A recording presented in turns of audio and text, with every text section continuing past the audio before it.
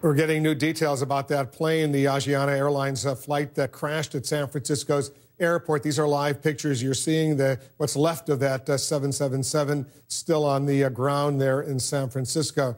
2 passengers died. More than 180 were injured. The rear of the Boeing 777 struck the seawall at the end of the runway, snapping off the plane's tail, sending the rest of the body spitting on its belly. Parts of the tail have now been found in the seawall and in the water. CNN's Brian Todd has been looking into how you can increase your chances of surviving a plane crash. Brian, what are you learning? Well, Wolf, we got special access a little while back to an NTSB training center in Ashburn, Virginia, where they investigate plane crashes all over the United States. There is one small team there dedicated to figuring out why people live and die in plane crashes. Oh, my God.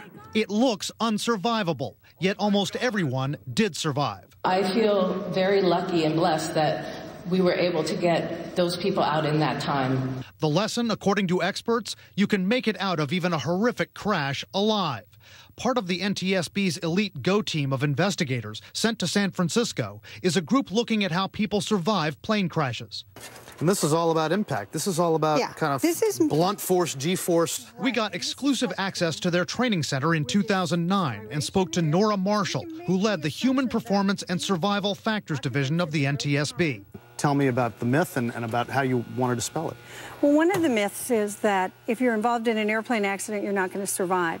And we know that's not true. These days, one key reason you can make it out, equipment enhancements. We've improved the chance of survival by improving seat strength, by building airplanes that can withstand crash forces. Take a look at the inside of the Asiana plane. Even the damaged seats could have protected passengers. Another example, Little Rock, June 1999. Landing in a thunderstorm, American Airlines Flight 1420 slides off the runway, impacts a light structure, splits open. Fire breaks out in the aft section. But look at the seats. With the fuselage breached, much of the cabin destroyed, many of the seats remain relatively intact, even some that were ripped out by impact. Here's one survivor's account. There was a gap in the side of the fuselage, a big old gash. Outside of that, I found 2 people still strapped in their chair that had apparently been thrown through that. They were both alive and doing okay. Hard landings, such as this 2002 Iberia Airlines emergency touchdown at JFK, are completely survivable, Marshall says. Stay calm. Crucial to survival, human behavior. Flight crews are better trained than ever to get people out. Marshall pointed to the 2005 overrun of an Air France jet in Toronto and the Hudson River landing. Number of people killed in those incidents? 0. But she says passengers still need to be sharper in the cabin. The former flight attendant took me through an evacuation drill. Release seatbelts. Get out. Why are you blocking the aisle to get your carry-on? Leave it behind. Okay, your closest exit, right here. So 2 things, I went the wrong way. How do you open that? Okay, did you look at your briefing card? Do you know how the exit opens? I don't know. Did you know there was an exit right behind you? Nope. In about 20 seconds, I made 3 very common mistakes that could get me and others killed. But many passengers do get it.